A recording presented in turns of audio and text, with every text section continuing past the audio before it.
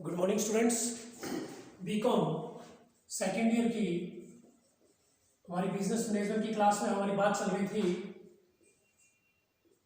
प्रवर्तक से संबंधित। तो कल हमने कंपनी की प्रवर्तन अवस्था के बारे में बात की थी और प्रवर्तन अवस्था में हमारे बात आई थी प्रवर्तक की कि प्रवर्तक कौन होते हैं। उसके बारे में मैंने आपको छोटा सा हिंट बताया था कि जो कंपनी के निर्माण कार्य से लेकर व्यापार प्रारंभ करने की अवस्था तक कार्य करते हैं और बदले में वो किसी प्रकार का कोई भी सहयोग प्राप्त नहीं करते, वो प्रवर्तक माने जाते हैं। इस प्रक्रिया में वो सारी वैधानिक कार्यवाहियां, मशीनों से संबंधित, माल से संबंधित, कंपनी के निर्माण से संबंधित सारी प्रक्रिया पूरी करता है और वो उस प्रवर्तक की जिम्मेदारी भी वो लेता है वो और अपना दायित्व ग्रहण करता है। लेकिन इस कार्य के लिए अगर उसने किसी प्रकार की कोई धनराशि की मांग कर ली तो वो प्रवर्तक नहीं माना जाता। हाँ, कार्य कंप्लीट होने के बाद कंपनी का मालिक यानी कि नियोक्ता उसे स्वयं खुश होकर चाहे कंपनी का मेंबर बना दे, ठीक है, चाहे उसे एक निश्चित धनराशि दे दे अपनी इच्छा से, या किसी प्रकार का कोई उपहार स्वरूप कोई गिफ्ट दे दे, ठीक है, या कंपनी की सदस्यता लॉन्ग टाइम पीरियड के लिए दे दे, तो वो फिर भी प्रवर्तक माना जाएगा। क्यों? वो कंपनी का मालिक उसे स्वयं खुश होकर दे रहा है, उसके द्वारा किए गए कार्य के ऊपर दे रहा है, लेकिन उसके द्वारा तो किसी प्रकार की कोई डिमांड नहीं की थी, नहीं की गई और नहीं वो कर सकता। अगर कर दी तो वो प्रवर्तक नहीं है। इसके अलावा प्रवर्तक जिन जिन व्यक्तियों से परामर्श लेता है, सलाह लेता है या कार्यवाही करवाता है या कार्य पूरा करवाता है और बदले में वो कुछ ना कुछ राशि प्राप्त करते हैं, तो उनका सहयोग तो मिला लेकिन वो प्रवर्तक नहीं माने जाएंगे, वो उनका पेशा माना जाएगा। अब बात कर रहे थे हम प्रवर्तक के डेफिनेशन के बारे में। तो जो ये प्रवर्तक शब्द है ये संयम न होकर, हमारे लोग के अकॉर्डिंग न होकर एक व्यापारिक शब्द है। ये एक व्यापारिक शब्द है, बिजनेस के अकॉर्डिंग इसे लिया गया है प्रवर्तक, ठीक है, जिसका आशय एक व्यक्ति या एक से अधिक व्यक्तियों का समूह, जो एक व्यक्ति या एक से अधिक व्यक्तियों का समूह के द्वारा व्यापारिक गतिविधियों से है, जिसका समूह यानी कि या तो एक व्यक्ति या एक से अधिक व्यक्ति है, 2, 4, 6, उनके समूह से है और वो व्यापारिक गतिविधियों से लगाया गया है। व्यापारिक गतिविधियों को पूरा करने से लगाया गया है, गतिविधियों को पूरा करने से लगाया गया है, जिसके या जिनके द्वारा सामान्य रूप से कंपनी का अस्तित्व स्थापित किया जाता है और कंपनी को संचालित होने के लिए योग्य बनाया जाता है। इनसे ये क्या करते हैं? कंपनी का अस्तित्व स्थापित करते हैं, ये प्रवर्तक करते हैं, ये सारा कार्य प्रवर्तक करते हैं, ये सारा कार्य, ठीक है। अस्तित्व स्थापित करके क्या करते हैं? व्यापारिक गतिविधियों को संचालित करते हैं और कंपनी को संचालित होने के लिए योग्य बनाया जाता है। देखिए, ये तो इसके मीन के रूप में आ गया। अब इसका सिंपल सा मीन मैं आपको बता दूं। प्रत्येक शब्द संयम न होकर व्यापारिक शब्द है, जिसका आशय एक व्यक्ति से या उस समूह द्वारा है जो व्यापारिक गतिविधियों से है लगाया गया है, जिनके द्वारा सामान्य रूप से कंपनी का अस्तित्व स्थापित किया जाता है और कंपनी को संचालित होने के लिए योग्य बनाया जाता है।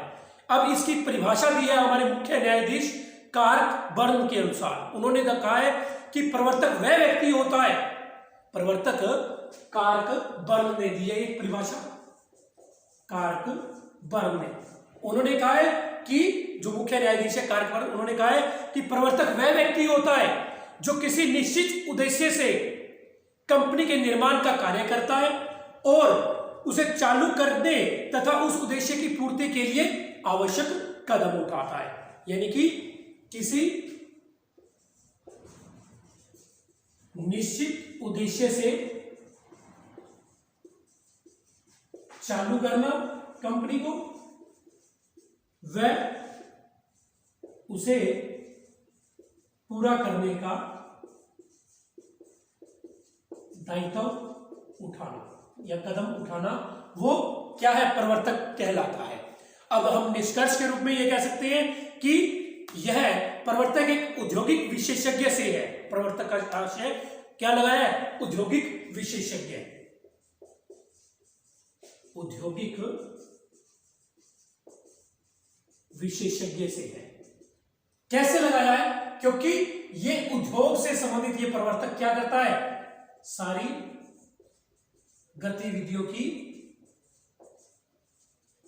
जानकारी रखता है। अब सारी गतिविधियों में क्या क्या बातें आ जाती है, इसमें मैं आपको बता दूं, कंपनी की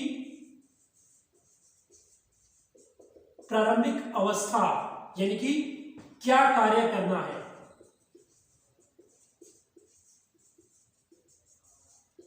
किस प्रकार करना है, किन से परामर्श लेना है, फिर उसका निर्माण करना है, मशीनें वगैरह सारी परचेज करनी है, और करके उसके बाद कच्चा माल परचेज करना है, या साथ में वैधानिक कार्यवाहियां पूरी करनी है। वैधानिक कार्यवाहियां पूरी करके रजिस्ट्रार से समामेलन करवाना है, रजिस्ट्रार से समामेलन करवाना है। समामेलन करवाने के बाद पूंजी एकत्रित करनी है, और पूंजी एकत्रित करने के लिए उसे अंशों के थ्रू न्यूनतम अभिधान राशि प्राप्त करनी है, और न्यूनतम अभिधान राशि प्राप्त करके अपनी सारी डिटेल रजिस्ट्रार के पास भेजकर व्यापार प्रारंभ करने का प्रमाण पत्र लेना है। व्यापार प्रारंभ करने का, इसमें लिख देता हूं, प्रारंभ करने का प्रमाण पत्र लेना है, ठीक है ना। तो ये सारी प्रक्रिया उसे करनी होती है। तो एक औद्योगिक विशेषज्ञ से है जो नियोक्ता के रूप में कंपनी की स्थापना का विचार करने से लेकर चालू करने की अवस्था तक लाने की सारी जिम्मेदारी अपने ऊपर लेता है, वो प्रवर्तक कहलाता है। यानी कि कंपनी को चालू करने से लेकर, और चालू करने के औद्योगिक विशेषज्ञ इसलिए लगाया गया कि वो कंपनी की प्रारंभिक अवस्था से सारे विचार विमर्श करता है और सारी कार्यवाही पूरी करके उसे सम्मिलित करता है, और उसे चालू करने के लिए व्यापार प्रारंभ करने का प्रमाण पत्र तक सारी जिम्मेदारी अपने ऊपर लेता है, वो प्रवर्तक माना जाता है, ठीक है। उसके बाद प्रवर्तक के कार्य भी आएंगे, प्रवर्तक के गुण भी आते हैं। आज हम बात करते हैं प्रवर्तकों के गुण, क्या क्या उसमें गुण होने चाहिए, फिर बात करेंगे प्रवर्तकों के कार्य के बारे में, और फिर बात करेंगे प्रवर्तकों के पारिश्रमिक के बारे में। देखिए, पारिश्रमिक स्वयं वो मांगता नहीं है, और कंपनी का मालिक नियोक्ता उसे कुछ भी दे सकता है।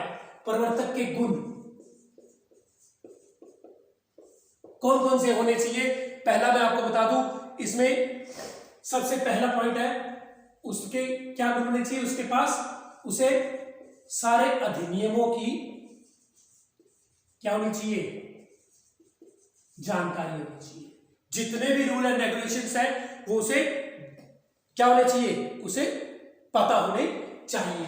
दूसरा, साधन संपन्न होना चाहिए। अब साधन संपन्न ये नहीं कि उसके पास कार, जीप, मोटरसाइकिल ये होना चाहिए, नहीं, मतलब नियोक्ता द्वारा उसके पास सारे अधिकार होने चाहिए। नियोक्ता उसे सारे अधिकार देगा, क्या कि किसी भी प्रकार का कोई भी मटेरियल चाहिए या कोई भी कार्यवाही करनी है तो वो स्वयं खुद जाकर कर सके। प्रवर्तक उसके पास पावर होनी चाहिए, वो साधन संपन्न होना चाहिए, ठीक है ना। साधन संपन्न होना अति आवश्यक है। उसके बाद तीसरा है आत्मविश्वास। आत्मविश्वास भी उसमें होना चाहिए, अति आवश्यक है। उसके बाद है दूरदर्शिता।